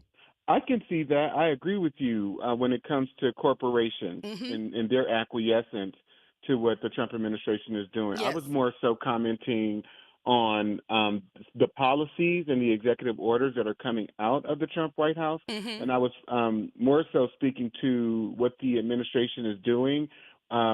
For example, these white men see America for some reason, even though we only have roughly 330 million people in this continent, they see the American people, the United States of America, and it's as an institution, and this culture, as just kind of the cream of the crop. Yeah. As first world people, as leaders who can do whatever they want because of the position that America has held for almost 100 years. Okay. Yeah. After the demise of Germany. However, they have miscalculated. I'm going to use your word. They've miscalculated and made an incredible miscalculation, because what they did not anticipate is China resisting and showing up with a lot of aggression and a force. China has been very assertive. And one of their representatives said, roughly maybe a week or 2 weeks ago, we have to understand the United States has only been around for less than 300 years. Okay, China's been around for 5,000 years, for more than 5,000 years, and so the U.S. can do what it wants to do. We will be just fine, and we will be here. He said that the U.S. only makes up 15% of the worldwide economy, and so you have a maniac, a narcissist who believes that they don't need anyone else. They don't need any allies. We can isolate ourselves. And now that they see that the rest of the world is not playing ball, we are seeing a lot of they are rescinding. We're seeing a lot of rescindance of these policies, of these tariffs. Like the tariff actions are about to shift. They're about to change. So, again, white supremacy is an illness. It is a psychological dysfunction. It's a perverse mindset, corruptive behavior that leads to corruptive behavior. And we just have to understand that we are dealing with people who are necessarily inhuman. And the thing about, to your point that you're saying, the bully never expects the victim to punch back, right? The bully doesn't never expect you to swing back. And that's where the miscalculation came from, because you thought you could just bully these other nations and these other countries and they would just fold. They were not expecting them to stand up for themselves. They were not expecting it. Right. And so here's another question that I wanna ask, because NBC News is reporting that there are new images that could change cancer diagnostics, right? But that the ICE agents have detained the Harvard scientist who analyzes the images. So do you think America is at risk of entering a new era of state-sanctioned ignorance? And if so, what can scholars, educators, and everyday citizens do to push back? So let me get this straight. You just said that ICE agents detained a researcher? Yes. Is that what you just said? Yes, she is the person that could read the images that could change the way that cancer is diagnosed. She's the only person that can do it, and ICE has detained her, and she's a Harvard scientist. She's the only person that analyzes them, and this is per NBC News. So that's what I asked you. Do you think we're entering a new era of state-sanctioned ignorance? Because and I was just talking to my producer off air about this very thing. I keep telling folk the money is made in the disease. It's not made in the cure. So for me, detaining her, works for what you call it, the psychopathy of this country, because it's like, if we could figure out, or if there's a way to actually look at cancer in a way that works towards a cure for it. And she's the person that could read these new images that could change the way cancer is diagnosed. You think it's by happenstance that they detained her? No, not at all. At first you have to understand Harvard, that. Right? What was the last part of what you just said? Because there's an ongoing battle between the government and Harvard. She's a Harvard scientist. Right. I don't believe this is by happenstance. This is that bully mentality, right? Well, what I want people to understand too is that it's more than bully. When you are using a law enforcement agency, an institution, to target a citizen of this country someone that is legally in this country, who happens to work at one of the top institutions, that this behavior and these practices can be used against any one of us. Yes. And so we've entered not just a new era, but this is a Gestapo state. And everyone, look up that word, Gestapo. We have entered a Gestapo state territory, and that is what this is. Now, I want to say, to your point, we must understand, I tell people this all the time, the industry of medicine, the institution of medicine does not focus on cures. People are not inclined or necessarily given the support of endowments, of funding to focus on cures necessarily. They are focused primarily on treatment. And treatment is different than a cure. Yes, indeed. Because treatment continues, to Dr. Wyatt's point, to keep people sick. So they can keep making money.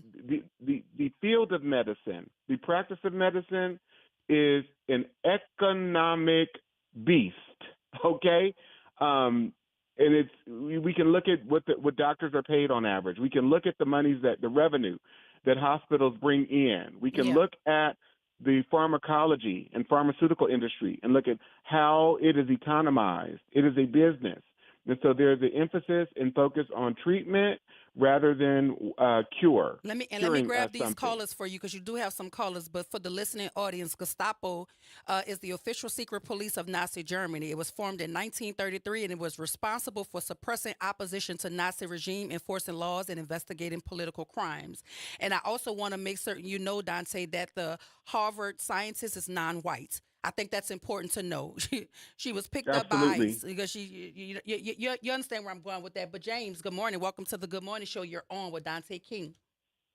Grand Rising and Mr. King, you're so knowledgeable. I, however, got a pushback for you. I would not like to hear you diagnose them with a sickness, a disease, or a disorder. It's just pure ignorance, and ignorance does not need an excuse. All you need to do is pick up a book and look around, or Google, or your phone and look around, and you can find all the answers you want. Right now, I saw a video yesterday. I was trying to send it to Dr. White so she could laugh at it, but there was a white lady, a teacher, headed to some border, I don't know which one, and on her street or on her highway, there was a checkpoint. And the guy, masquerading, in my opinion, as an officer, did not display his name or badge. It just said officer or sheriff or something like that, to the point. And her pushback was, I never had to answer a question on the highway. I'm near my house. No, I don't want to give you my ID. I don't have to give you my ID, because she stood on her rights as a citizen.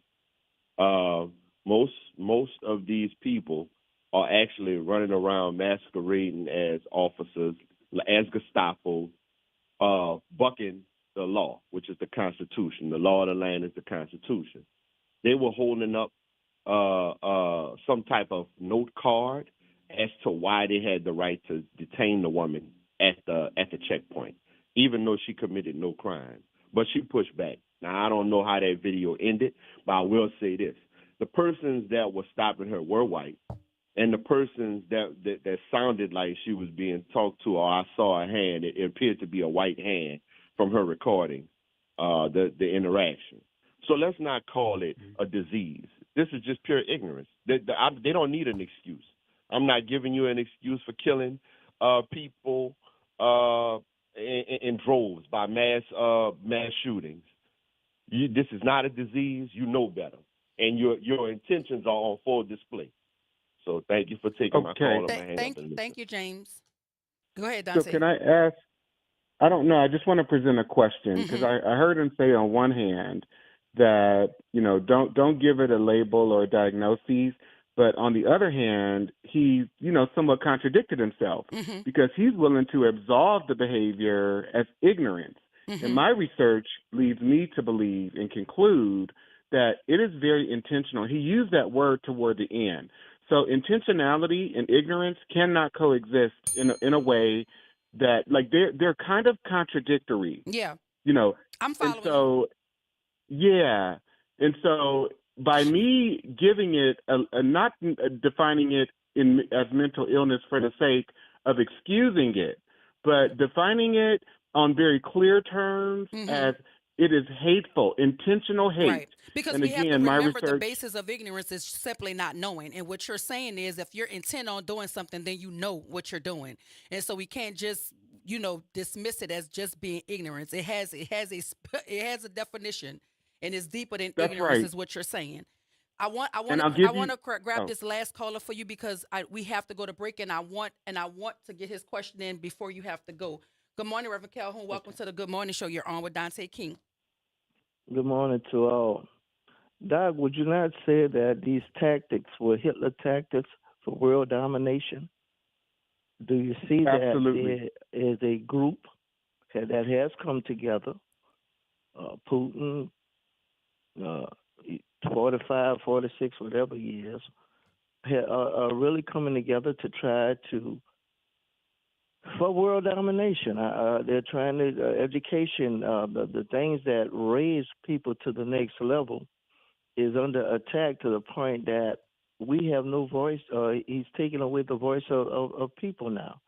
So I'm just looking at it and just trying to see if you can conclude that this is about world domination and putting people into a position that's going to be subservient to another class of people.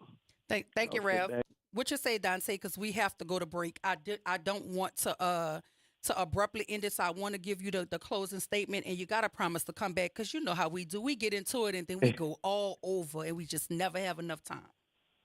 For sure. White supremacy has always been about world domination, and it's not just happening under this kind of alliance that Trump has established with Putin, but it's been happening, which is why we've been connected to the European nations as allies in under the NATO treaty or under the NATO group per se. So that has been the case for hundreds of years now. And I just want to invite people to read my book, Diagnosing Whiteness and Anti-Blackness. You can go to my website, DanteKing.com, to get it. And there's also a 10-part docuseries where each episode is priced at about $9.99. Go and watch some of the clips. Take a listen and look at it. But also, please read the book so you can really understand and dig deep into what I'm saying. And you were supposed to be sending me a book, Dante. I've been waiting on it. I definitely need to get it. Did you send me your address? I Please thought send I it. did, but send can you hold on and don't hang up so I could catch you on the other side of the phone? Because I need to give you my information because I want the book. I want to read. I want to be able to share it here on air with the listening audience. So don't hang up when I go to break. I'm going to grab you on the other side. But I wanted to say thank you for joining me this morning. You promised that you have to come back. You have so much knowledge that I think our listening audience will appreciate. You touch on so much, and we just don't have enough time to do it all. But you got to come back, Dante. I will. Thank you. I appreciate you. Look, we got to go to break, but when we come back, we're going to hear from Operation Restoration talking about free expungement clinics, and they're hosting in recognition of the community for the Second Chance Month, which happens in April. Y'all stay with us right here, WBOK 1230 AM, when New Orleans is talking about all day long.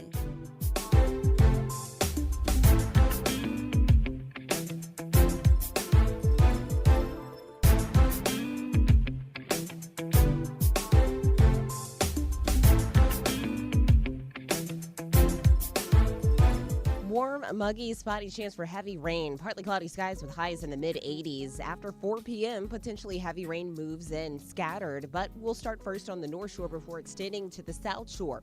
These may be quick movers as well. Then the weekend story becomes heat. Highs both Saturday and Sunday in the mid to upper 80s and feeling like the 90s. From the WDSU First Warning Weather Center, I'm Raven Richard. Hey everybody, it's Kimber White Dupree. And it's Graylin Bryant Banks from the front porch. We're coming up next. Good morning, Wake Up. The Good Morning Show. Good morning. On WBOK.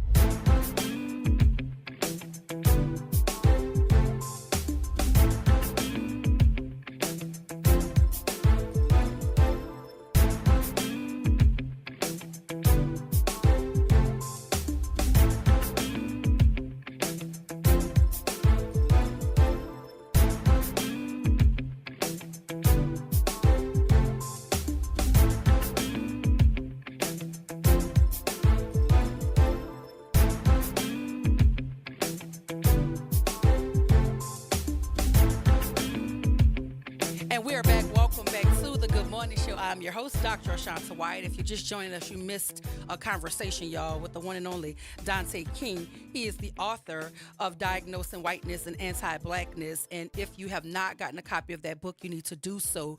But right now, we're about to jump into conversation with Operation Restoration, talking about the free expungement clinic happening in recognition of Second Chance Month happening this month in April. Good morning. Welcome to the Good Morning Show.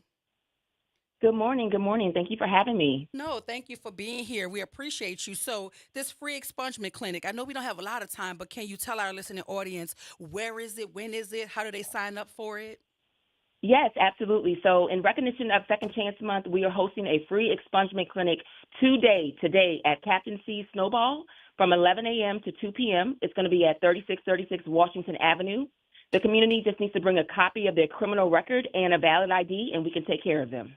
So let me ask you this, Ashley. So if a person has already had an expungement, because I do know that there's some sort of thinking that you can only do one in a certain window of time. Let's say someone already had one in the last year. Are they still eligible to come to the free expungement clinic if they have another issue that they want to get expunged from their record? Yes, they're still eligible to come, and we can start the process for that second one. Mm-hmm. It's going to be handled on a case-by-case basis depending on the jurisdiction in the parish. But I do encourage everyone to still come and seek a second expungement if they've already had one completed. And can you answer the question a lot of folk have about expungements? So let's say this issue gets expunged, and then they're filling out documentation for a job. Are they supposed to list the offense that has been expunged from their record, or how do they answer that question? If a judgment of expungement has been granted, the individual does not have to list that offense. So that's very clear. So just for clarity, if you had something on your record and you've gotten it expunged and you go to fill out a job application and they ask you, have you ever been arrested? Do you still say yes, even though the arrest has been expunged or the offense has been expunged? If you have a judgment of expungement for that arrest, you do not have to list it. Good. I just wanted to be clear because folk ask that all the time. They want to know if they have to still list that, because you don't want to lie on your on an application, but you also don't want to give them information that is no longer applicable, right? So I just wanted to be clear about that. And can you tell us, like, is there because I heard you say it's case by case, but are there certain offenses that are not expungible?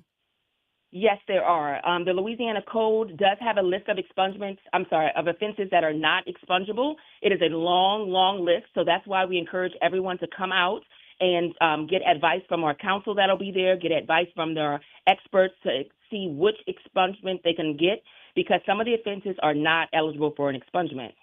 Yeah, and again, I promise you, I'm asking things. I tend to, understand it a little bit, but we have folk who are listening who make a benefit from this information. So I want to make certain that we ask the questions that are germane specific to these expungements. So where can they find that list? Let's say they want to come to your clinic today at 11 o'clock.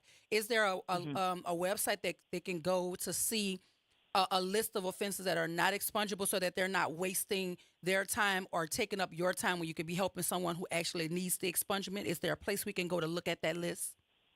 Yes, so we always send people to the Justice and Accountability Center. They have a large resource guide that we use, and that resource guide will list out all the offenses that are eligible for an expungement. Thank you so much, Ashley. Can you tell us that when, where, and like it's happening today at 11 o'clock? Where is it happening at? Yes, it is happening today at 11 o'clock between 11 a.m. and 2 p.m. at Captain C Snowball. The address is 3636 Washington Avenue. And I know April is Second Chance Month. Are you guys going to be offering the free expungement clinic at any other point during the year, or is this just for the month of April? Oh, no, we do expungements year-round. Individuals can come to Operation Restoration and get expungement support year-round. And we will also be having our big Juneteenth festival this year, June 19th, where we'll have our expungement clinic once again for the community to come out. Listen, I think that is incredible that this service is being offered. And let me ask you this important question, because folk are listening. Is this a free thing? Do they have to pay anything to be able to participate in the clinic? Because, folks hear the word free and then they get there and there's still some sort of pay. They may have to pay to go get their actual record, correct? A copy of their record. That is correct. They may have to pay to get a copy of their record, but today's services are completely free, and we have attorneys that'll be here helping individuals complete fee waivers to even get the fee for an expungement waived when they come today. Good. See, that's where I was going with that. Thank you, Ashley. We appreciate the information. So it's happening today, 11 o'clock. If you are in need of even questions, you want questions answered about an expungement. If you're in need of an expungement, we're asking you to show up today, 11 a.m. Where is that happening again, Ashley? Give that address, 3636. Yes, Captain C Snowball, 3636 Washington Avenue from 11 a.m. to 2 p.m. today. So in recognition of April being Second Chance Month, Operation Restoration is offering a free expungement clinic happening at Captain C Snowball. It's happening today at 11 a.m. So if you're in need of that service, please show up. We want to thank you for joining us this morning. We want to also thank you in Operation Restoration for offering this critical need for our community. So thank you for all you're doing over there. And look, you promised to come back to talk to us about your Juneteenth event. Absolutely. We definitely want to hear more about that. So thank you, Ashley, for joining us this morning. Shout out to Operation Restoration. We appreciate the work that you guys are doing. Thank you. Thank you so much. You're welcome. Have a blessed one. Listen, I think it's really dope. And I do know that there are other entities that offer expungement services, but this one is free, y'all. Absolutely free. Ashley said you may have to go and pay to get your record, but they're even offering some sort of fee waiver. So go over to Operation Restoration at the event happening today at 11 o'clock and get all your questions answered and get your expungement if you are in need of one. I want to take this time to thank our guest this morning, Attorney Ken Jones. We were talking politics and policies. Thank you to him. He promised me that he'll come back because there's so much to talk about. We have a mayoral race coming up, and it's very vital and critical. We want to make certain that we have all of the information to ask all of the right questions. WBOK is planning on hosting a mayoral forum, and I'm excited about that. So we are excited to see who qualifies, and after qualifying day, we're gonna get to the nitty gritty and get our questions answered so that we can understand who's trying to represent us and we can make an informed decision about who's best to represent us. So shout out to Attorney Ken Jones for offering his governmental analysis with us this morning. We want to thank author Dante King, talking about diversity, equity, and inclusion. He's also the author of Diagnosing Whiteness and Anti-Blackness. If you are in need of that book, you can absolutely reach out to Dante King. He's Dante King across all social media platforms. And I do know he has a website, but I don't want to misgive the website. But if you go to his social media, Dante King, especially on Instagram, I'm certain that there's a link in his bio where you can get a copy of his book. I also want to thank Ashley from Operation Restoration joining us this morning, talking about that free expungement clinic in honor of April being Second Chance Month. If you're in need of that service, please reach out to Operation Restoration or join them at Captain C Snowball today at 11 o'clock to get all of your questions answered.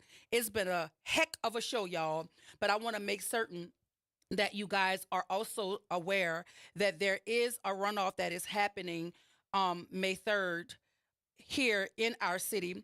There's also, if you're in Jefferson Parish, there's also some parish-wide propositions on the ballot. There's 1, 2, 3. I'm looking at my sample ballot right here. But the council race for District 1 between Timothy Kerner Jr. and Andrea Manuel is taking place on May 3rd, but the runoff ends on tomorrow, April 20th. The early voting ends tomorrow, April 26th. So if you've not voted early and you want to vote early, you can still do so tomorrow. If you do not get the opportunity to vote early tomorrow, you can vote on Election Day, May 3rd. If you're in Jefferson Parish, there's a councilman race for District 1 between Timothy Kerner and Andrea Manuel, and there's also a couple parish-wide propositions on the ballot where there's a parish-wide proposition for the library. There's a consolidated drainage millage on the ballot, and there's also a Jefferson Parish Recreation and Community Center and Playground millage that's on the ballot. So please make certain you go to the Louisiana Secretary of State's website and pull up your sample ballot. It will tell you what you are responsible for voting for. I'm a resident of Jefferson Parish. That's my sample ballot. So I'm going to make certain I get out and vote. I might just go tomorrow and early vote on the last day. But if you miss an opportunity to early vote, you can do so on May 3rd for Election Day. This has been a wonderful show. We're going to catch y'all next week. But y'all stay tuned up next for the Front Porch with Grayling and Kimber. This is WBOK 1230 AM, what New Orleans is talking about all day long.